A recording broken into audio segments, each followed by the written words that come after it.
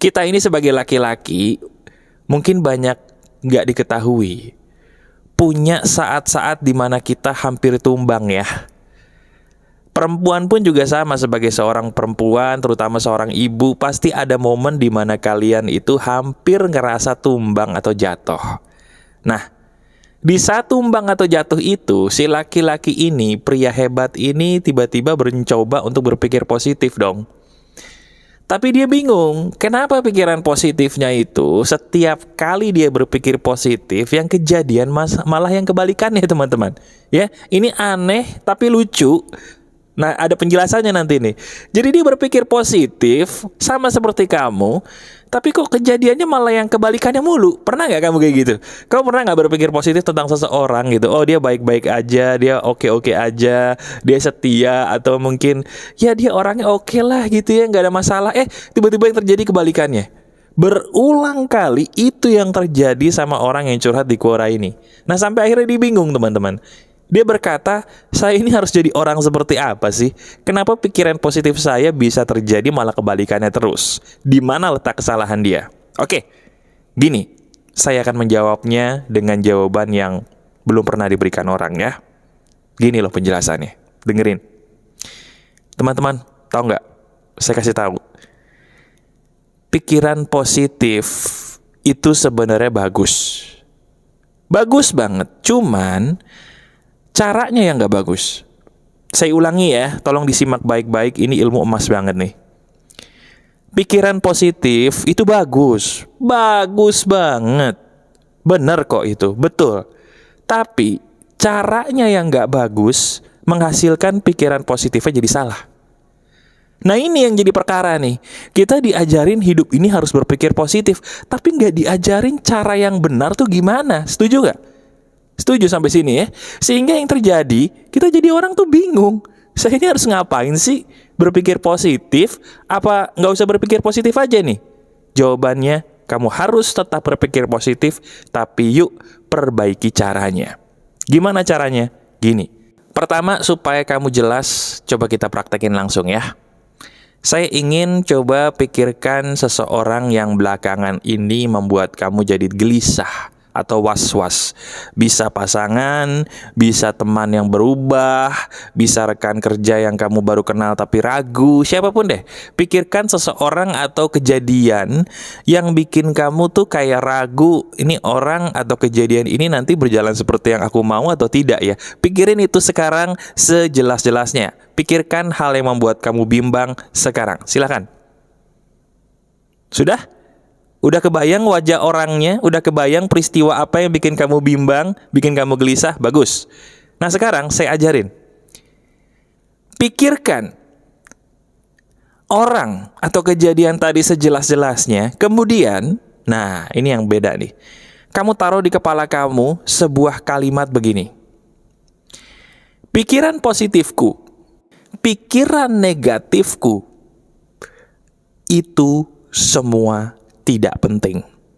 Ulangi ya di pikiranmu aja. Ayo sambil mikirin orang tadi, sambil mikirin kejadian tadi, ulangi di batin kamu. Pikiran positifku, pikiran negatifku, semuanya tidak penting.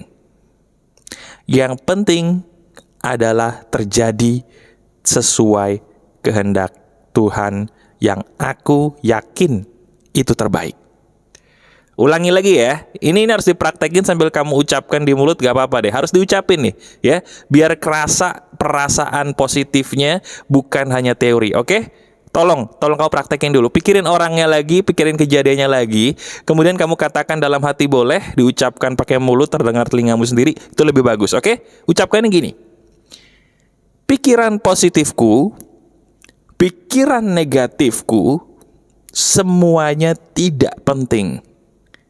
Yang penting segala sesuatunya terjadi sesuai kehendak-Mu, Tuhan. Terima kasih, saya percaya. Terima kasih, saya terima.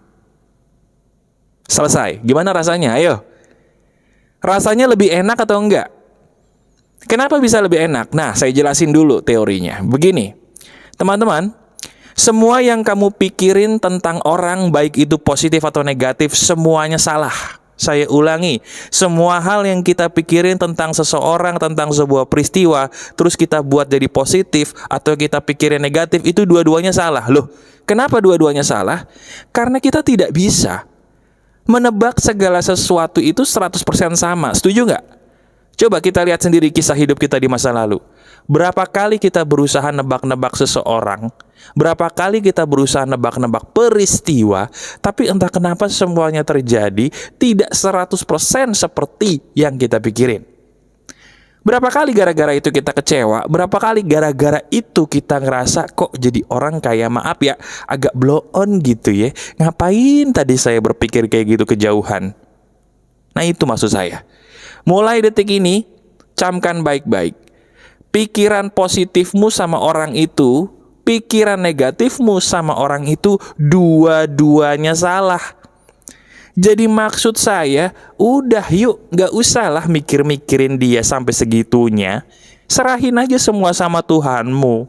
Mau dia itu orang baik, ya alhamdulillah. Mau dia orang jahat, alhamdulillah. Bersyukur juga, puji Tuhan juga.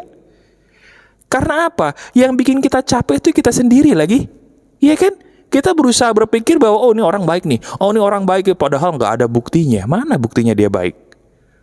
Atau mungkin menurut kamu dia baik, tapi dia berubah ke arah yang nggak baik. Kamu maksa, oh dia orang baik nih. Dia orang baik. Mana buktinya berubahnya ke arah yang nggak baik kok? Atau kebalikannya, Mas tadi saya ngeliat teman saya. Terus teman saya tuh kerjaannya tuh ngejelekin orang mulu. Saya yakin nih mas, saya tuh dibicarain yang jelek-jelek juga sama dia, tapi dia gak mau ngaku. Ih, orang kayak gitu tuh bikin saya pengen, waduh negatif tuh ya. Ngapain juga kamu mikirin orang negatif? Loh, tapi dia emang beneran negatif mas. Iya saya tahu dia negatif, tapi ada gunanya gak kita berpikir kenegatifan dia? Ada gunanya? Coba pikirin deh, jawab. Gak ada gunanya, yang ada malah capek. Udah capek kagak dapet duit lagi. Aduh ngapain? Mending kalau capek dapat duit, betul nggak? Nah, kan mulai senyum-senyum. Iya ya. Kalau capek dapat duit, saya juga mau, mas. Ya, jangankan kamu, saya juga mau dah dapat bonus. Nggak apa-apa deh sekali-sekali mikirin orang yang nyebelin, asal dikasih duit lumayan buat makan warteg. Ya nggak? Enak makan warteg nasi rames tuh. Apalagi kalau pakai perkedel. Apalagi kalau pakai tempe mendoan. Waduh, enak banget ya dikecapin. Aduh, malah jadi lapar ya. Ya pokoknya saya ingin kamu tuh jadi orang waras ya. Ini sebuah perkara yang sebenarnya bukan hanya dicurhatkan oleh orang yang di Quora tadi, tapi saya yakin kamu ya sebagai teman saya, sebagai sahabat virtual saya, kayaknya baru-baru ini mengalami peristiwa ini ya. Nah sebentar, seperti biasa, kalau kamu menonton ini sampai hampir habis, saya harus kasih kamu sebuah hadiah istimewa yang orang lain tidak mendapatkannya. Ini hadiah buat saya dan juga hadiah buat kamu. Karena ini juga berguna buat saya kemarin dan ini pasti juga berguna buat kamu. Gini. Teman-teman, kamu mau nggak jadi orang waras tapi dengan cara yang bisa dibilang tidak waras? Saya ulangi, kamu mau nggak jadi orang waras tapi dengan cara yang tidak waras? Saya anggap mau ya, karena kamu terus menonton saya. Gini caranya nih. Mulai detik ini, yuk kamu hindarkan diri kamu untuk sehari aja sehindar-hindarnya dari manusia. Baik secara virtual maupun secara langsung. Berikan diri kamu 1 hari full di mana kamu menyendiri. Bukan karena kamu introvert atau ekstrovert atau ambivert, bukan ya. Tapi karena diri kamu sedang melakukan recharge ulang batin. Terus kalau saya begitu bukannya jadi ansos mas? Bukan. Coba deh kau praktekin. Berikan diri kamu sehari full, gak buka sosmed yang ada kaitannya dengan orang-orang, terus gak ketemu orang. Di sehari full itu, kamu dengerin lagu-lagu kesukaan kamu, boleh lagu positif, lagu rohani, apapun lagu-lagu yang enak-enak, dari pagi sampai sore. Kalau bisa kamu nyanyi-nyanyi sendiri, tapi nggak usah ketemu orang di hari itu.